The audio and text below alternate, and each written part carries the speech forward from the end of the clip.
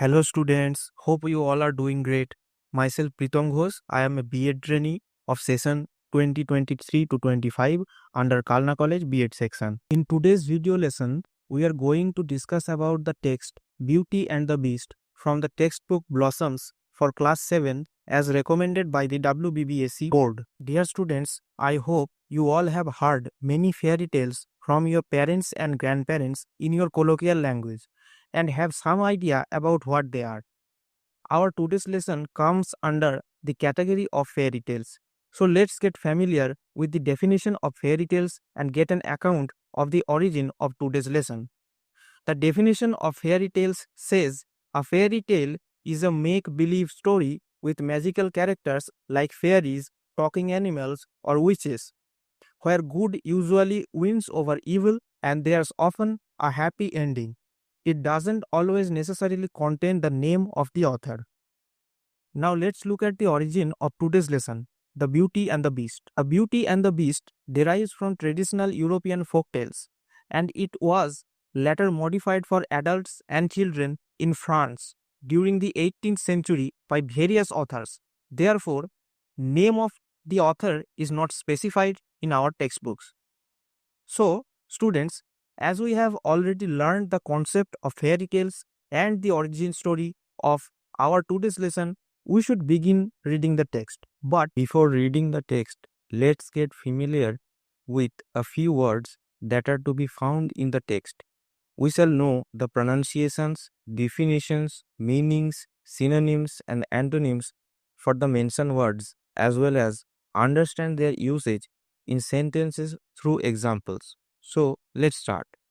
The first word is wealthy, Wealthy. It defines having a lot of wealth. It means rich. And prosperous is a synonym for it. And its antonym is poor. Our next word is merchant, Merchant. It defines one who is involved in trade or business. It means businessman. A synonym of it is tradesman, and an antonym for it is customer or buyer. Next is mansion, Mansion. It defines a palatial house. It means a villa. A synonym for it is manor house, and an antonym for it is hut. Next comes wicked, Wicked, which defines a person with evil intentions. It means evil. A synonym of it is vile, and an antonym of it is pious. Then comes the word tempest, Tempest, which defines a sea storm. It means a squall. A synonym of it is cyclone. Let's see their use in sentences. I am reading the following sentences for you which show the usage of these words. Number 1. Anil's father is a wealthy person. Number 2. Mr. Goodman is a merchant who trades in shoes. Number 3. Mr. Dallas dwells in a mansion in the Caribbean. Number 4. Mrs. Emily is a wicked woman. Number 5. Last week, a tempest hit the south coast. So I hope it's clear to you. Let's get into the text. I shall read the text loudly for you, and you will try to read the text from your textbooks accordingly, keeping harmony with my reading, as well as pay clear attention to the pronunciation. Let's start. Once upon a time, a wealthy merchant lived in a big mansion with his 3 daughters. All of them were very beautiful. The youngest girl was Belle. She was known for her loveliness and for being pure at heart. Her sisters, in contrast, were wicked and selfish. But their fortune soon changed. The merchant lost all his wealth in a tempest on sea. So he and his daughters started to live in a small farmhouse in a village. They had to work hard for their living. Some years later, the merchant heard that one of his trading ships had returned to the port. Somehow, it had escaped the violent storm. Hence, the merchant decided to return to the city to discover whether it still contained anything of value. Before leaving, he asked his daughters, "Do you want me to bring any gift upon my return?" Both of his elder daughters asked for jewels and fine dresses, but Belle said, "Father, promise me you will bring me a rare rose that does not grow in this part of the country." Having agreed to her request, the merchant set off for the city.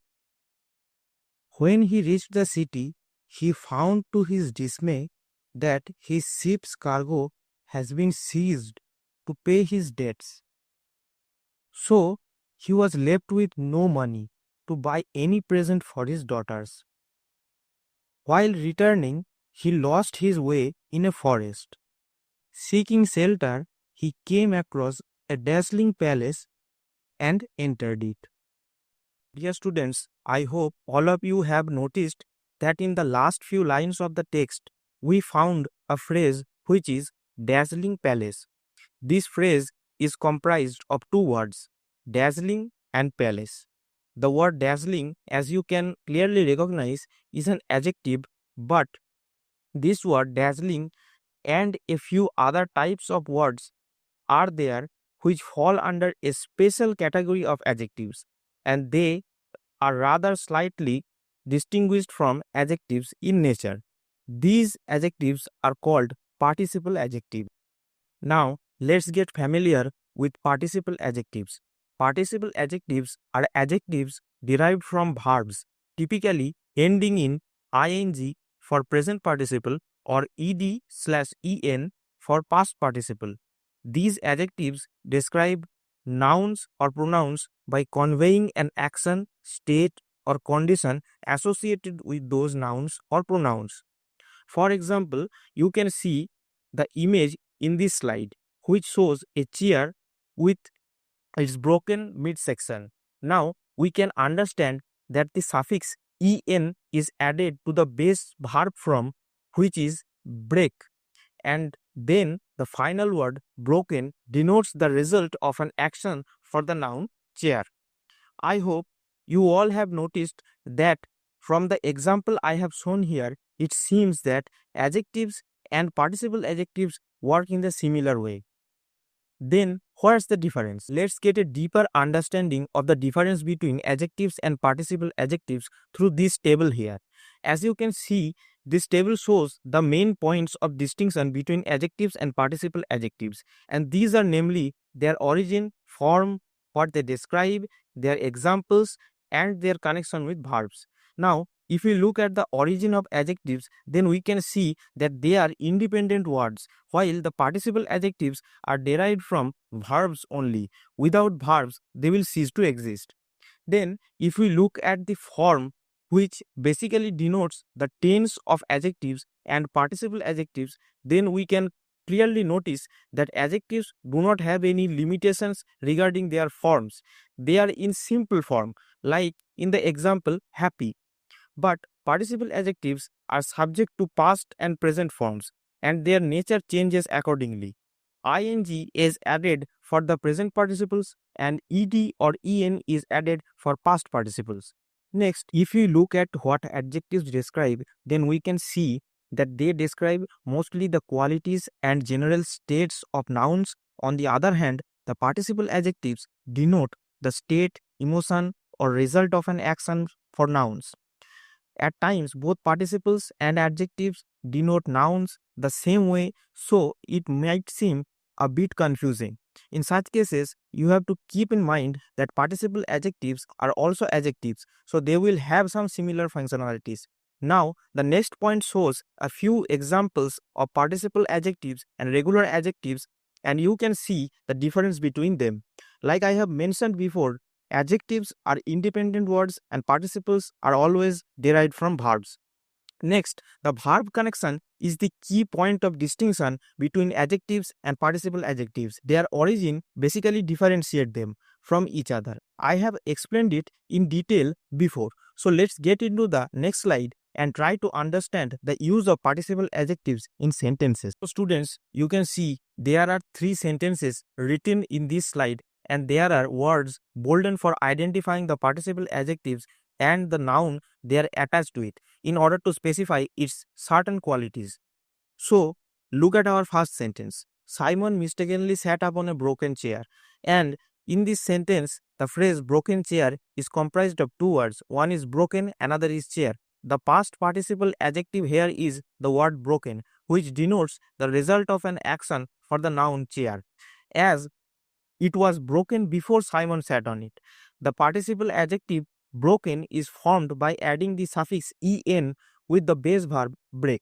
Similarly, in the next sentence, we can see that the phrase rolling stone works in the same direction, just the form of it is present participle, unlike the first example, which was past participle. There is another difference in the description of noun given here. Rolling denotes the state of the noun stone. In the last sentence, the phrase worried lady, the past participle worried denotes the emotion of the noun lady. So students, our today's lesson ends here. I hope this video content will help you to understand the workings of participle adjectives in the easiest possible way. We shall discuss the text further in our next class. Many thanks for watching.